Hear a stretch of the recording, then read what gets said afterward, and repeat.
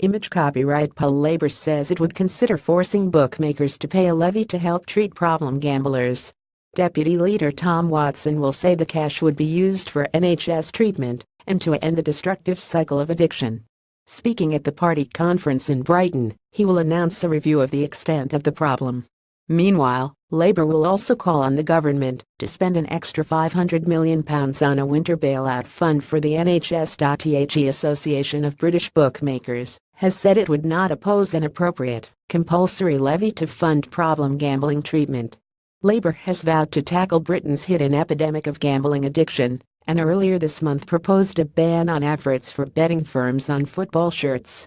Mr. Watson will return to the theme in his speech to delegates on Tuesday, saying some companies are deliberately targeting our poorest communities even as hundreds of thousands of lives are ruined by addiction. Gambling addiction is an illness and it's about time it was taken seriously, he will say. Labour's review will also examine the ability of the NHS to offer mental health services to gambling addicts. A 2015 report by the Gambling Commission estimated number of problem gamblers from 300,000 to 430,000 people.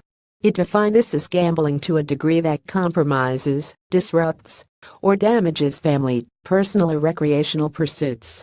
Currently, gambling companies make voluntary contributions to the charity Gambling Aware to help pay for education, research, and treating gambling addiction. Labour will consider replacing this with a compulsory system. The Association of British Bookmakers said it backed an evidence-based approach to helping problem gambling in the UK and would support Mr. Watson's idea of a review if it facilitated this. A spokesman added, "We also would not oppose an appropriate, compulsory levy on the gambling industry to fund problem gambling treatment, as we have long argued that the gambling industry needs to work together to reduce the number of problem gamblers and address the fact that most problem gamblers move between different forms of gambling." Also on day 3 of Labour's conference in Brighton, Shadow Health Secretary Jonathan Ashworth will call for a £500 million winter bailout for the NHS. Mr. Ashworth will tell delegates the Prime Minister must not stick her head in the sand, because a collapse on the same scale as last year's winter crisis would lead to thousands of people waiting longer for AE treatment.